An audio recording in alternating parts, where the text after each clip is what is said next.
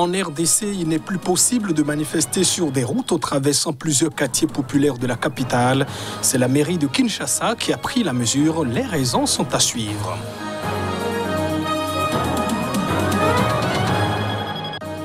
Au Rwanda, le colonel surnommé le cerveau du génocide de 1994 est décédé.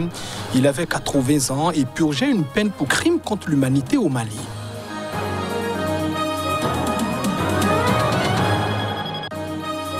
Et puis au Soudan, le chef du conseil gérant la transition a promis réformer l'armée près d'une semaine après la tentative de putsch, propos tenus lors de l'inauguration d'un hôpital militaire.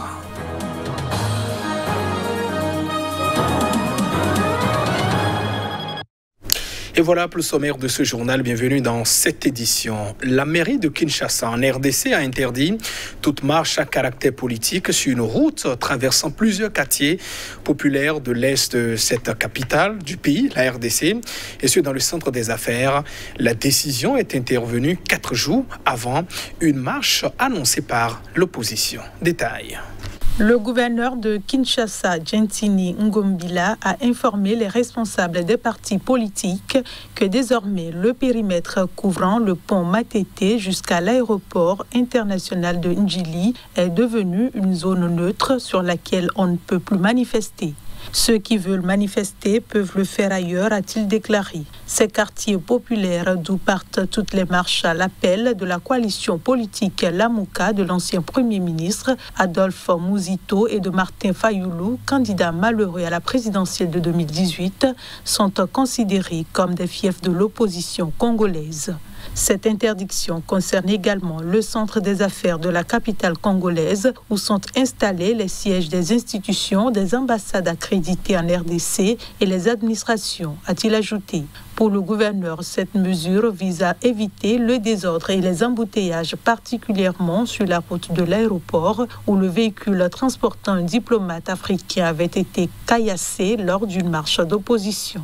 Cette interdiction vise à démobiliser nos militants. Les autorités veulent nous empêcher de démontrer notre capacité de mobilisation, a réagi auprès de l'AFP Blanchard Mogomba, secrétaire général de Nouvel Élan, un parti de la coalition d'opposition Lamuka. Une marche organisée par Lamuka et interdite par la mairie de Kinshasa avait été réprimée le 15 septembre dernier par la police.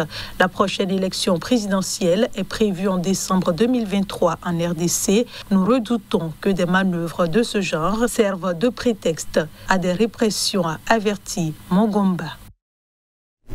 Et pendant qu'il est interdit de marcher au niveau de certaines artères de la RDC en Afrique du Sud, le leader de la gauche radicale, Julius Malema, a réuni ce dimanche des milliers de partisans dans le centre de Johannesburg.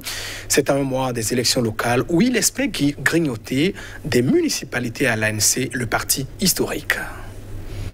Lors d'un discours fleuve, Julius Malema, béret rouge et chemisette noire, a impitoyablement listé tous les maux dont souffrent ses concitoyens affligés par la pauvreté et une corruption massive, rappelant les piliers de son programme révolutionnaire.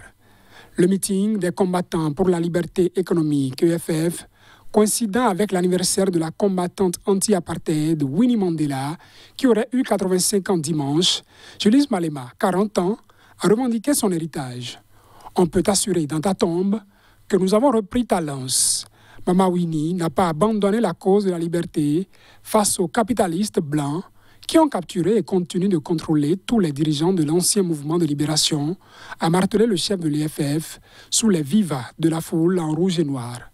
L'EFF n'est pas un tigre de papier, mais un lion rugissant avec une détermination, une volonté et un courage absolu, a-t-il assuré, listant les innombrables faillites de l'ANC au pouvoir, qu'il a qualifiées de constat véridique. Notre peuple est sans terre, sans emploi, vit dans des bidonvilles, dans toilettes. Nos routes ne sont pas goudronnées et celles qui le sont pleines de nids de poules, manque d'électricité. Il a dénoncé la corruption omniprésente. Au lieu de créer des emplois pour des millions de jeunes sans emploi, les municipalités réservent des appels d'offres à quelques personnes connectées, a-t-il dénoncé. Les élections présidentielles et législatives prévues au Mali début 2022 pourraient être reportées de quelques semaines ou mois. C'est du moins ce que pense le Premier ministre Choguel Maïga. Choguel Maïga qui se confiait ce dimanche à l'agence France Presse. On l'écoute. Sur la tenue des élections législatives et présidentielles au Mali, selon le calendrier préétabli en accord avec les instances sous-régionales comme la CEDEAO, le Premier ministre malien laisse planer l'éventualité d'un report. L'essentiel pour les autorités de la transition semble moins la tenue à bonne date de ces échéances.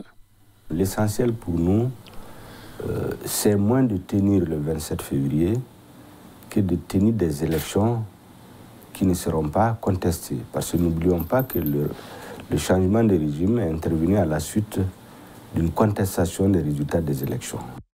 Pour fixer les dates pour les élections attendues, les autorités de la transition s'en remettent à des assises nationales en projet.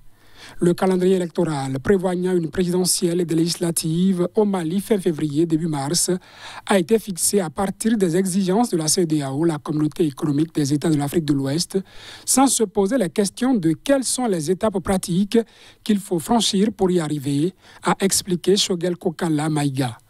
Nous avons décidé de réunir les forces vives pendant des assises nationales de la refondation qui se tiendront d'ici fin octobre. À l'issue, nous sortirons avec un agenda plus détaillé, a-t-il ajouté lors de son entretien avec l'AFP. Il vaut mieux organiser des élections apaisées, reconnues par tous, plutôt que d'organiser des élections avec des contestations, a insisté le Premier ministre. Nous avons décidé d'être pragmatiques, d'être réalistes. C'est très important d'être réaliste en politique, d'être chevillé à l'opinion publique nationale qui est aujourd'hui en faveur d'élections crédibles et apaisées, a fait valoir le responsable civil malien qui a pris sa fonction en juin au terme d'un deuxième coup d'État militaire survenu au Mali en moins d'un an. Direction le Rwanda où le colonel de l'armée Théoneste Mogosora, surnommé notamment le colonel de l'Apocalypse, devenu le cerveau du génocide de 1994, est décédé ce week-end. Il avait 80 ans et purgeait au Mali dans une prison sa peine pour crimes contre l'humanité et génocide. Initialement condamné à la prison à vie en 2008 par le tribunal pénal international pour le Rwanda, basé à Arusha, Théoneste Bagosora avait vu sa peine réduite à 35 ans de prison en appel en 2011. Celui qui occupait en 1994 le poste de directeur de cabinet au ministère rwandais de la Défense a toujours nié le rôle qu'on lui prête dans le génocide qui a fait, en une centaine de jours, 800 000 morts, selon l'ONU, principalement au sein de la minorité Tutsi. Devant ses juges, il a également nié avoir affirmé 15 ans plus tôt, en 1993, dans cette même ville d'Arusha, qu'il retournait au Rwanda, préparer l'apocalypse, claquant la porte des négociations entre le pouvoir rwandais et la rébellion Tutsi du Front patriotique rwandais. Durant ses pourparlers en Tanzanie, il était en conflit permanent avec le ministre des Affaires étrangères, Boniface Unguriniza, à qui il reprochait de faire trop de concessions aux rebelles. Ce dernier sera assassiné le 11 avril 1994 par des militaires, 5 jours après l'attentat contre l'avion du président Juvenal Habyarimana, qui avait déclenché les premiers massacres de Tutsis et de Hutus modérés. Une note du renseignement français de septembre 1994, révélée en 2019, présente Bagosora comme un extrémiste du régime et l'un des principaux commanditaires de l'attentat du 6 avril. Avec l'ancien chef d'état-major des forces armées rwandaises, Laurent Serubuga. Après l'attentat contre Habyarimana, il sera de facto la plus haute autorité militaire dans le pays entre le 6 et le 9 avril, au premier jour du génocide qui verront le pays basculer dans l'horreur. Le ministre de la Défense se trouvait alors en mission à l'étranger et le chef d'état-major de l'armée venait de mourir aux côtés du président. Au Soudan, le chef du conseil gérant la transition a promis de réformer l'armée, ceci près d'une semaine après la tentative de coup d'État, propos tenu lors de l'inauguration d'un hôpital militaire au sud de Khartoum. Détail.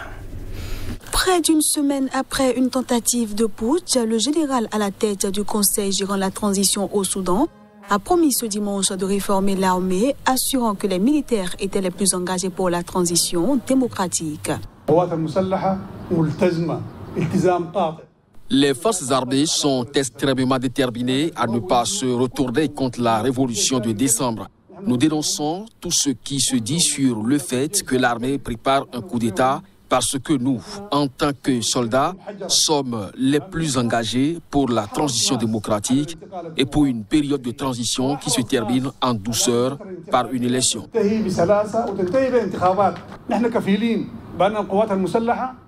Nous nous engageons à nettoyer les forces armées et à n'y laisser aucun membre de l'ancien régime, car c'est ce que nous disons à tout le monde. Ceux qui ont été arrêtés lors de la dernière tentative de coup d'État, nous annoncerons leur affiliation et nous les traduirons en justice sous le regard de tous. L'institution militaire est non partisane et nous ne permettrons aucune activité partisane au sein de nos rangs. Après le coup d'État manqué le 22 septembre dernier, au moins 11 officiers avaient été arrêtés aux côtés de civils, conduisant le Premier ministre civil Abdallah Hamdok à appeler à une réforme de l'armée, sujet hautement sensible au Soudan.